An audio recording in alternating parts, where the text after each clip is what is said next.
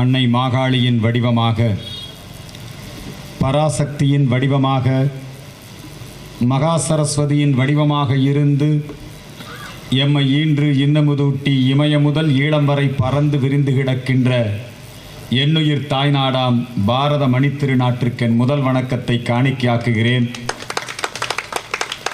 இன்று ஒரு புண்ணியமான தினம்.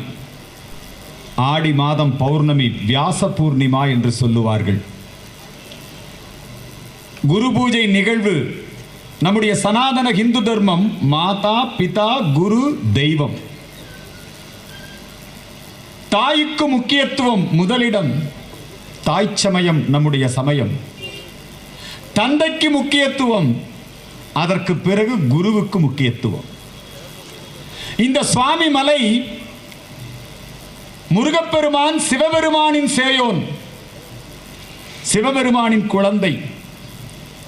பிரணவ பொருளை சிவபெருமானுக்கே உபதேசித்த இடம், தகப்பனுக்கு குருசாமியாக வந்து உபதேசம் செய்த இடம் இந்த சுவாமி மலை. இந்த இடத்துல இந்த குரு பூஜை நன்னாளிலே நாம் அனைவரும் ஒன்றாக இங்கே கூடியிருக்கிறோம். நமக்கு முருகப்பெருமான் இப்பொழுது இந்த காலகட்டத்திலே ஒரு அரசியல் மாற்றத்தை முருகப்பெருமான் நிகழ்த்தி கொண்டிருக்கிறார். இந்த நிமிடத்திற்கு பிறகு இந்த தமிழகத்திலே திராவிட மாடல் வீழ்த்தப்பட்டு தேசிய மாடல் மலரப்போகிறது. இன்னைக்கு நீங்க இங்க கேட்ட சொற்பொழிவுகள், இன்னைக்கு இங்க என்ன பேசினாலும் அது முருகப்பெருமானே சிவபெருமானுக்கு சொன்னது. இங்கே நாம் என்ன கேட்கின்றோமோ, இன்றைக்கு குருவிடத்துல போய் எல்லாரும் வியாசாட்சதை வாங்கிக்குவாங்க. இன்னைக்கு எல்லாரும் குருவிடத்திலே ஆசீர்வாதம் வாங்கிக்குவாங்க. உலக புகழ்பெற்ற ராமகிருஷ்ணா மடம், அங்கே குரு பூஜை நடைபெறும். சுவாமி விவேகானந்தர் இந்த நன்னாளிலே தான் தன்னுடைய குருநாதர் குருதேவர் ராமகிருஷ்ண பரமஹம்சருக்கு பூஜை செய்வார். நம்முடைய ஆதீனங்களிலே மடங்களிலே ராஷ்டிரிய சுயம் சேவக சங்கம் என்று சொல்லக்கூடிய RSS அமைப்பிலே 6 விழாக்கள்.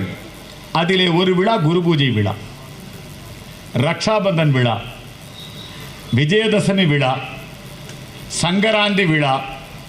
இதெல்லாம் RSS கொண்டாடக்கூடிய விழாக்கள். 6 விழா தான் RSSல கொண்டாடுவாங்க. அதுல முக்கியமான விழா குரு பூஜை விழா.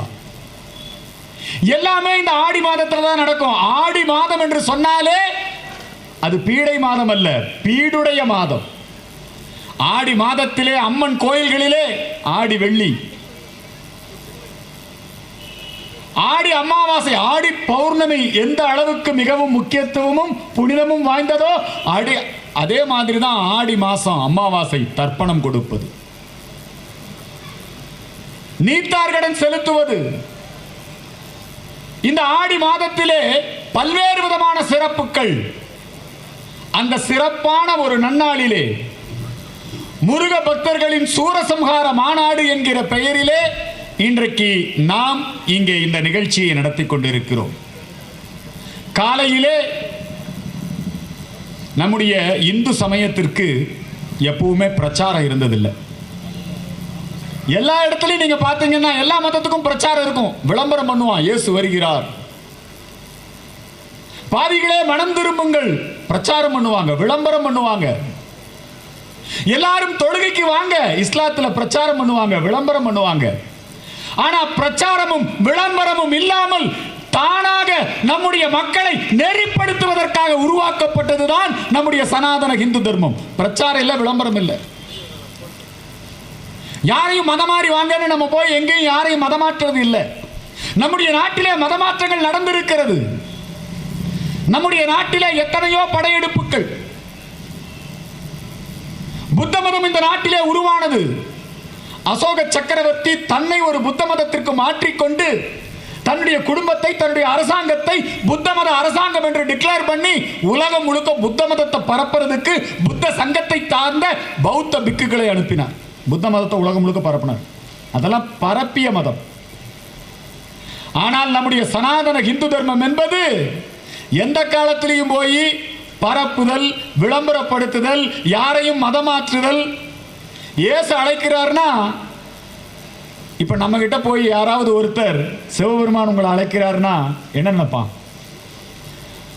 ஐயோ, நம்மளை எதுக்கு இந்த காலத்திலேயே சிவபெருமான் கூப்பிடணும்? யமனுக்கே வாகனம் எருமக்கடா வச்சிருக்கோம். நம்முடைய கவியரசு கண்ணதாசன் அவர்கள்